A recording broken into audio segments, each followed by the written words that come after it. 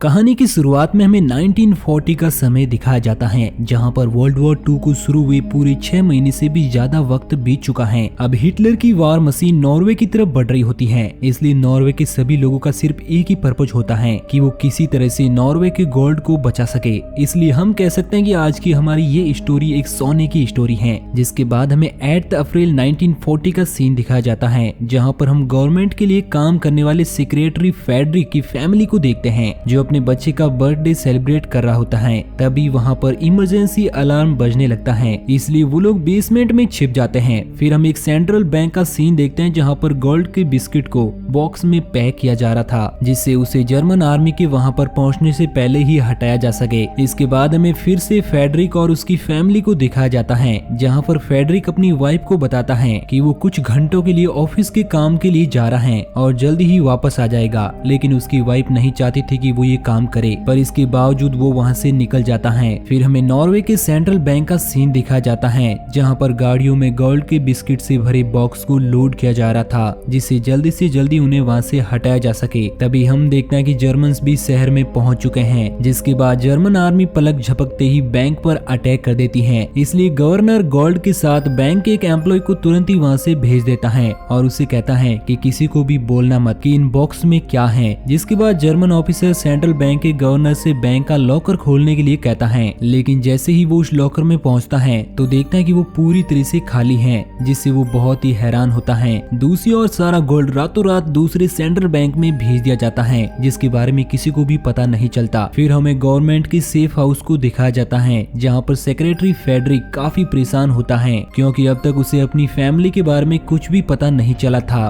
फिर सुबह होते ही फेडरिक फाइनेंस मिनिस्टर को अपने साथ लेकर वहाँ से निकल पड़ता है, जो कि देश से बाहर निकलना चाहता है। फिर वो लोग उस सेंट्रल बैंक में पहुंचते हैं, जहां पर गोल्ड को भेजा गया था, और क्योंकि फेडरिक को वो सारा गोल्ड देश से निकालने का ऑर्डर मिला था। इस दौरान जब फाइनेंस मिनिस्टर फेडरिक को छोड़कर वहां से जाने लगता है, तो मिनिस्टर उसे और उसकी फैमिली को जल्दी से जल्दी देश से बाहर निकलने के लिए कहता है, क्योंकि उसे शक था कि अगर जर्मन आर्मी को पता चल गया कि सोने को गायब करने में फेडरिक का भी हाथ है, तो वो नॉर्वे का मोस्ट वांटेड मैन बन जाएगा। फिर बैंक में फेडरिक से मिलने के लिए उसकी सिस्टर पहुंचती है, जिससे पता चलता है कि बैंक में मौजूद सारे सोने को दूसरे देश में पहुंचाने का काम फेडरिक को ही दिया गया है। तो वो भी वहीं पर रुककर उसका साथ देने का फैसला करती है, जिससे वो फेडरिक की ब्रिटिश से कांटेक्ट करने में हेल्प कर सके। फिर हम देखते हैं कि फेडरिक के साथ जाने के लिए मेजर और उसके कुछ सोल्जर्स भी आ गए हैं। फिर मेजर फेडरिक को बताता है कि ट्रेन हमें यहाँ से ले जाने के लिए स्टेशन पर तैयार है, इसलिए हमें यहाँ से जल्दी निकलना होगा। लेकिन बैंक का मैनेजर उन्हें वहाँ से गोल्ड ले जाने की इजाजत नहीं दे रहा था। हालांकि मेजर किसी और एम्प्लॉय से लॉक खुलवाने के लिए कहता है,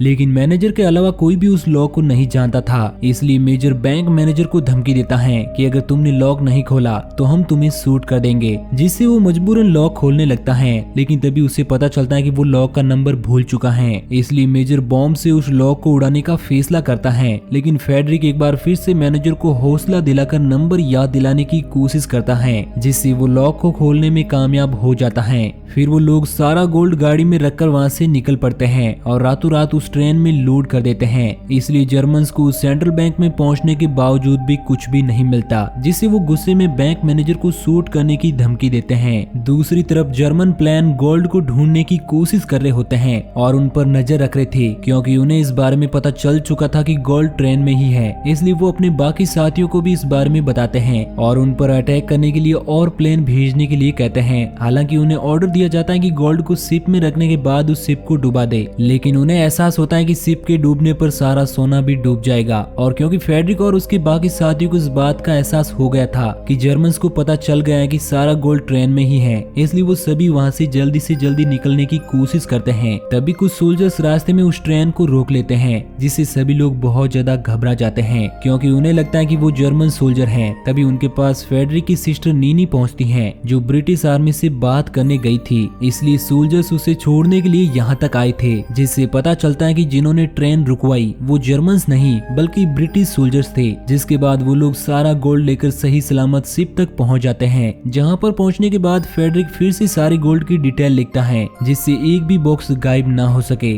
फिर हम देखते हैं कि जर्मन आर्मी को भी पता चल जाता है कि ट्रेन कार्गो शिप तक पहुंच चुकी है, इसलिए वो लोग वहाँ पर ब्लास्ट करने का ऑर्डर दे देते हैं, जिससे अलार्म की आवाज सुनते ही सभी लोग तैयार हो जाते हैं और ट्रेन के अंदर छिपने की कोशिश करते हैं। हैं। इस दौरान फेडरिक के साथ साथ बाकी लोगों की भी हालत काफी ज्यादा खराब हो जाती है। हालांकि वो ट्रेन लेकर वहाँ से निकलने की कोशिश करते हैं, लेकिन इसके बावजूद जर्मन आर्मी के लोग ट्रेन के कई हिस्सों को ब्लास्ट कर देते हैं, जिससे ट्रेन के अंदर मौजूद लोग मरते मरते बचते हैं। जिसके बाद ट्रेन के लोगों को मरा हुआ समझकर जर्मन प्लेन वहाँ से चले जाते हैं और इस मौके का फायदा उठाकर वो सभी ट्रेन में लगी आग को बुझाने की कोशिश करते हैं ताकि वो गोल्ड को जलने से बचा सके। हालांकि मेजर इन सब चीजों का जिम्मेदार फेडरिक को मान रहा था और उस पर बहुत ज्यादा गुस्सा हो रहा था, क्योंकि उसे लगता कि अगर कार्गो तक पहुंचने के बाद फेडरिक काउंटिंग नहीं करता तो वो लोग सही सलामत शिप तक पहुंचकर वहां से निकल जाते। इस दौरान फेडरिक भी आसपास की तबाही को देखकर काफी दुखी होता है। जिसके बाद नीनी जब फोन से कांटेक्ट करने की कोशिश करती है तो उसे पता चलता है कि उन लोगों ने ब्रिटिश आर्मी से अपना कांटेक्ट खो दिया है, क्योंकि वो लोग वहां से जा चुके हैं और किसी को भी नहीं पता कि वो कहां पर गए। हालांकि नीनी उनका पता लगाने के लिए वहां से जाने के लिए कहती है, लेकिन फेडरिक इस चीज के लिए बिल्कुल भी तैयार नहीं होता। इस दौरान हम देखते हैं कि वो पूरी तरह से टूट चुका था, इसलिए नीनी उसे समझाती है कि तुम्हें हिम्मत रखनी होगी, तुम इस तरह से नहीं हार मान सकते।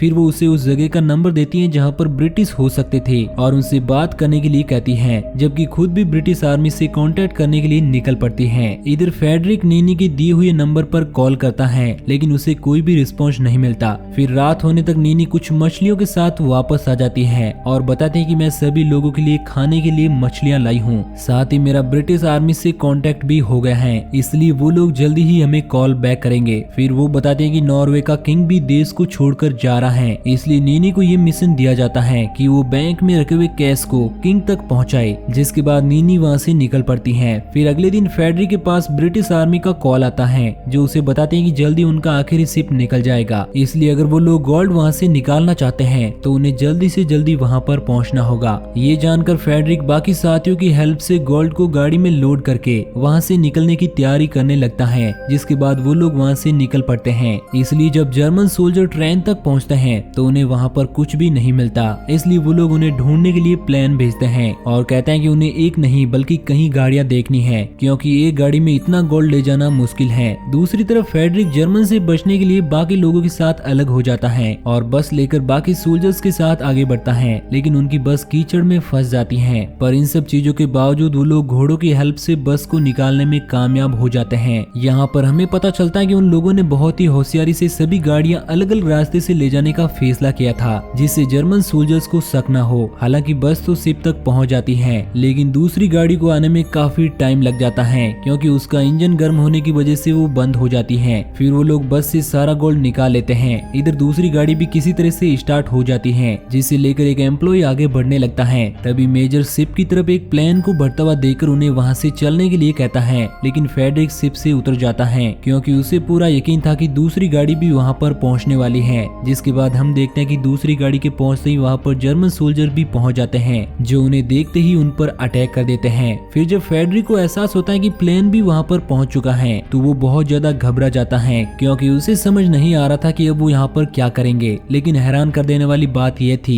कि वो प्लेन उन्हें कोई भी नुकसान पहुंचाए बिना वहां से चला जाता है, जिससे उन लोगों की जान बच जाती है और वो लोग सही सलामत ब्रिटिश शिप तक पहुंच जाते हैं, जो कि दूसरे देश की तरफ जा रहा था। फिर फेडरिक के पास नीनी पहुंचती है और उसे बताती है कि ये शिप किंग के आने का इंतजार कर रहा है, इसलिए तुम्हें जल्दी करना होगा, क्योंकि उनके आते ही शिप यहाँ से निकल जाएगी। साथ ही ये भी बताती है कि इस देश की करेंसी बैंक में रखी हुई है, जिसे वो नहीं निकाल पाई, इसलिए वो जल्दी से जल्दी शिप में गोल्ड ट्रांसफर करने लगते हैं। लेकिन सारा गोल्ड लोड होने से पहले ही किंग वहां पर पहुंच जाता है, जिससे फेडरिक काफी परेशान हो जाता है और कहता है कि हमें और टाइम की जरूरत है, क्योंकि अभी बहुत सारा गोल्ड बाहर ही पड़ा हुआ था। लेकिन अब उन लोगों के हाथ में कुछ भी नहीं था। तभी फेडरिक देखता है कि नीना कहीं पर भी दिखाई नहीं दे रही है, इसलिए वो उसका पता लगाने के लिए भागते हुए उस बैंक तक पहुंचता है जहां पर करेंसी रखी हुई थी। तब वो देखते हैं कि नीना उसे खोलने की कोशिश कर रही है, जबकि जर्मन प्लेन वहां पर चारों तरफ बॉम्ब गिरा रहे होते हैं। तभी फेडरिक की नजर एक पोल पर पड़ती है, जिसकी मदद से वो बैंक के दरवाजे को तोड़ देते हैं और करेंसी तक पहुंच जाते हैं, जिससे वो दोनों ही बहुत ज्यादा खुश होते हैं। इसके बाद वो लोग करेंसी लेकर शिप तक पहुंच जाते हैं। तभी शिप के आसपास भी प्लेन अटैक करने लगते हैं, जिससे कई लोग घायल हो जाते हैं। इस वजह से एक बैंक एम्प्लॉय का साथी भी गोली लगने की वजह से मारा जाता है। इधर जैसे ही करेंसी का आखिरी बॉक्स नीना और फेडरिक निकालते हैं, वहाँ पर मौजूद ऑयल का एक टैंक ब्लास्ट हो जाता है, जिसके साथ साथ बैंक भी ब्लास्ट हो जाता है। फिर जब अगली सुबह फेडरिक और नीना वापस पहुंचते हैं तो वहाँ पर एम्प्लॉय के साथी को मरा हुआ बचावा देखकर उन्हें भी काफी दुख होता है। इस दौरान हम देखते हैं कि पूरे नॉर्वे देश की हालत बहुत ही ज्यादा खराब थी और वहाँ पर अब सिर्फ खंडर ही खंडर दिखाई दे रहे थे। और क्योंकि उनके पास अभी काफी गोल्ड बचा हुआ था, इसलिए वो लोग उसे लेकर टी ट्रेन नाम की एक जगह पर पहुंचते हैं और गोल्ड को वहां से आगे ले जाने के लिए वहां के लोगों से हेल्प मांगते हैं, जो कि इस चीज के लिए तैयार हो जाते हैं। जिसके बाद वो लोग सारा गोल्ड शिप में लोड करके वहां से निकल जाते हैं। और क्योंकि समुद्र में और भी बहुत सारी शिप थी,